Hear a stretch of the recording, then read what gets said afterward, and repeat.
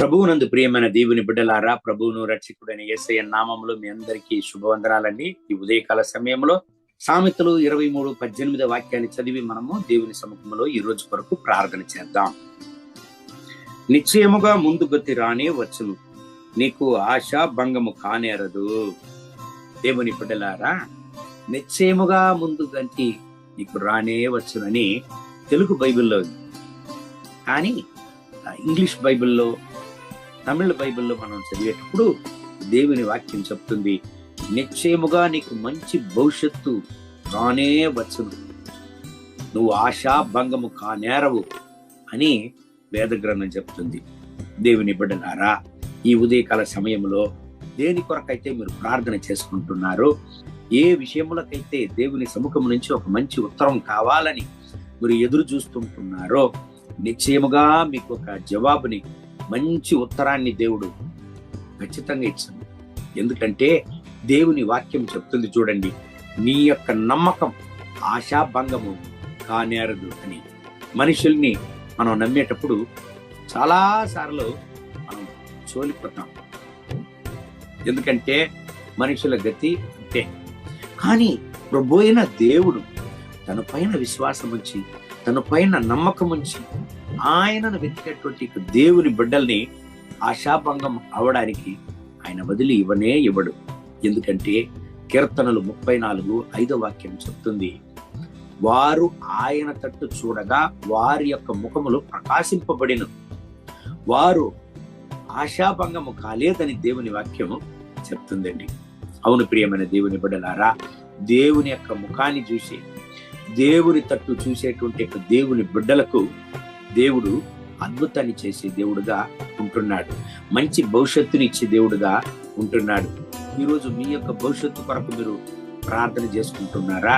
దేవుని సముఖంలో కాచుకుంటున్నారా? మీ యొక్క బిడ్డల కొరకు, మీ బిడ్డల భవిష్యత్తుల కొరకు, లేకుంటే ఏ విషయం కొరకు అయితే దేవుని సముఖంలో మీరు ప్రార్థన చేస్తుంటున్నారో ఆ విషయంలో ఖచ్చితంగా దేవుడు మీకు ఒక అద్భుతాన్ని చేయును. ఎందుకంటే సామెతలు 23:18 చెప్తుంది, మీరు ఆశాభంగం కానేరని. వాగ్దానాన్ని నమ్మేటప్పుడు దేవుడు మన జీవితంలో ఖచ్చితంగా ఒక అద్భుతాన్ని చేసే దేవుడుగా ఆయన ఉంటున్నాడు. ఎందుకంటే వాగ్దానాలను నెరవేర్చే దేవుడుగా ఆయన ఉంటున్నాడు. ఆయన వాగ్దానాలలో నమ్మదగిన దేవుడు.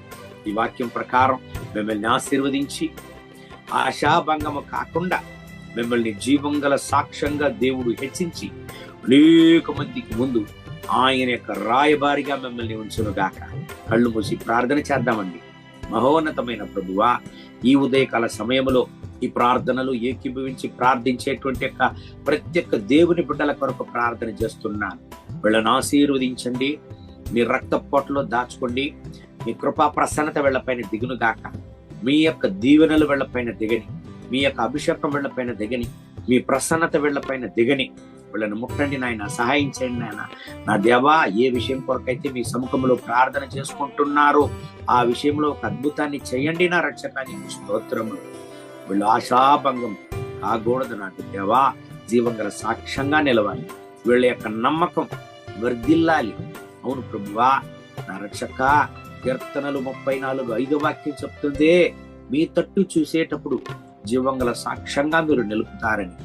సామెతలు 23:18 ప్రకారం నమ్మకం వ్యర్థం కాకుండా మీరు నాయన అద్భుతాన్ని చేస్తారని దేవుని వాక్యం చెప్తుంది.